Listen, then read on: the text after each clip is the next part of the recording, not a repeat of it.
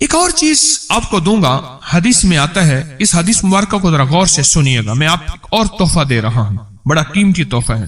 حدیث میں آتا ہے کہ قرب قیامت میں سال ایسے گزریں گے جیسے مہینے، اور مہینے ایسے گزریں گے جیسے ہفتے، اور ہفتے ایسے گزریں گے جیسے دن، اور دن ایسے گزرے گا جیسے شرارہ، چنگاری، آگ جلائے نا آگ، اس میں سے ایسے ایک چھوٹی سی چنگاری اوپر جاتی اور بجھ جاتی ہے۔ اگر آپ چاہتے ہیں وقت کی برکت، دنوں کی برکت، زندگی کی برکت اور لا علاج بیماریوں سے چھٹکارا، تو آج ایک ٹوٹکا بتاتا ہوں۔ جو بندہ یہ چاہتا ہے کہ اس کے وقت میں برکت ہو، سنیں غور سے، عمر صحت مند چاہتے ہیں، لمبی عمر چاہتے ہیں یا مختصر، وقت میں برکت چاہتے ہیں؟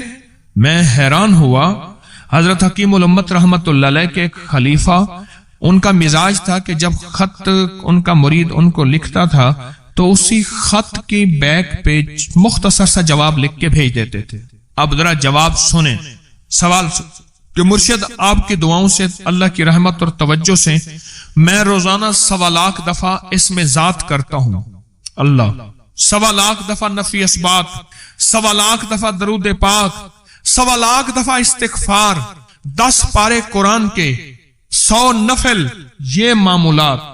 وہ پرائمری کے ٹیچر بھی تھے، مسجد میں 5 وقت کے امام بھی تھے، جمعہ بھی پڑھاتے تھے، مفتی تھے، لوگوں کو مسائل بھی بتاتے تھے، بال بچے بہت سارے تھے، ان کی روزی روزگار کے لیے محنت بھی کرتے تھے، اسکول میں وقت بھی دیتے تھے اور یہ معمولات بھی کرتے تھے۔ ایک عقل انسانی تو نہیں مانتی کہ یہ کیا ہے، لیکن رب جس کے وقت میں برکت دے دے، اللہ کے لیے کون سی دیر ہے۔ ہم تو اپنے وقت میں برکتی چھنوا بیٹھے، ہمارے وقتوں میں برکتی ختم، ہماری زندگی میں برکتی ختم، ہمارے لمحوں اور ساعتوں میں برکتی ختم ہو گئے، ہم تو برکت چھنوا بیٹھے۔ جو شخص یہ چاہتا ہے کہ اس کی زندگی میں برکت، اس کے وقت میں برکت، اس کی صحت میں برکت، ہر وقت مریض ہے بیچارہ، ایک بیماری سے نکلا دوسری، دوسری سے نکلا تیسری، ایک روگ سے نکلا دوسری، دوسرے روگ سے نکلا تیسری، ہر پل کا روگی ہی روگی ہے۔ گھر میڈیکل سٹور بنا ہوا ہے، کبھی حکیم کی دوائیں، کبھی ڈاکٹر کی دوائیں، کبھی ادھر کی دوائیں۔ صحت مند زندگی چاہتے ہیں، لا علاج بیماریوں سے نجات چاہتے ہیں، وقت اور صحت میں برکت چاہتے ہیں، زندگی اور لمحوں میں برکت چاہتے ہیں، تو اپنی نماز کی پہلی رکعت میں علم نشرح، دوسری رکعت میں علم تری کیف پڑھیں اور زندگی کا لطف اٹھائیں۔ نماز کی پہلی رکعت میں سورت علم نشرح اور نماز کی دوسری رکعت میں سورت علم تری کیف فیل، یہ پڑھیں اور اللہ کی قدرت اور رحمت دیکھیں اور اللہ کا فضل اور کرم دیکھیں۔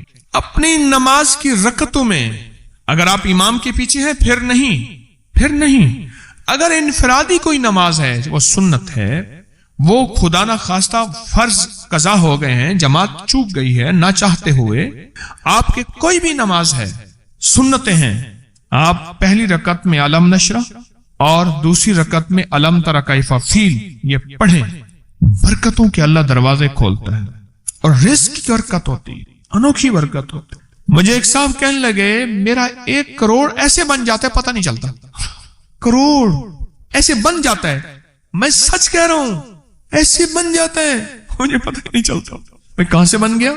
اللہ نے وہ برکت کے خزانے مجھے دیے ہیں۔ اللہ سے ایک چیز مانگا کریں، اللہ آج جو تو نے مجھے برکت کا ذرہ دیا ہے، اللہ میری نسلوں تک رکھنا، چھین نہ لینا۔ ہاں اللہ مجھے اگر تو نے برکت کا ذرہ دیا ہے، اللہ یہ مجھے نسلوں تک دینا، اللہ مجھ سے چھین نہ لینا۔ تو برکتوں کے دروازے اللہ کھلوا دے، لا علاج بیماریوں سے نجات دے دے، وقت میں برکت، زندگی میں برکت، سانسوں میں برکت، صحت میں برکت، دولت میں برکت، پیسے میں برکت، نسلوں میں برکت۔ برکت کبھی ختم نہیں ہوتی، کثرت ختم ہو جاتی ہے۔ کتی کتنے بچے دیتی ہے؟ 7، 10، 11، اور بکری کتنے بچے دیتی ہے؟ 1، کوئی 2۔ اللہ نے آنکھوں سے دکھایا ہے کہ بکری میں برکت ہے، اس کی وجہ یہ ہے کہ بکری میں حلال ہے اور برکت ہے، اور کتے میں کثرت ہے اور حرام ہے۔ اللہ کتوں کو ختم کر کے دکھاتا ہے، اللہ حلال کو بڑھا کے آنکھوں سے دکھاتا ہے۔ پہلی رکعت میں سورت علم نشرح اور دوسری رکعت میں سورت فیل، کمال چیز ہے۔ رزق میں برکت اور सेहत में बरकत। कितने लोग हैं मुझे उन्होंने बताया, उन्होंने जब से पढ़ना शुरू किया लाइलाज बीमारियां खुद हमें छोड़ गई, छोड़ जाती हैं, डर जाती हैं। इस वजीफे में इतनी ताकत, इतनी तासीर और इतनी कुव्वत है। पहली रकत में अलम नशरह और दूसरी रकत में अलम तरा कैफा फील। क्या कमाल है इसमें, क्या तासीर। मामूल बनाएंगे और इससे एक अनोखी रूहानी कैफियत शुरू होती है। अगर मैं इसके वाकयात बताना शुरू कर दूं, मेरे पास बेबहा वाकयात हैं। अनोखी रूहानी कैफियत शुरू होती है, दिल की दुनिया आबाद होती है, मन की दुनिया आबाद होती है, जज्बों की दुनिया आबाद होती है और जिंदगी शाद होती है। अनोखी रूहानी दुनिया, अनोखा रूहानी राज शुरू होता है और इसके अंदर अल्लाह पाक इस बंदे को अपने खासाने खास में शामिल करता है। इस बंदे को एक तासीर मिलती है और एक तवज्जो मिलती है। फिर एक नहीं, मैंने कई मुहद्दिसीन अकाबिरीन उलमा की जिंदगियों के वाकयात में ये बात पढ़ी सुनी। कई बूढ़े बुजुर्गों की जिंदगी में मिलने गया तो मैंने उनसे कहा जी पहली रकात में अगर अलम नशरा, दूसरी रकात में अलम तरा कैफा पढ़ ली जाए, इसका कोई फायदा आपकी नजर से गुजरा?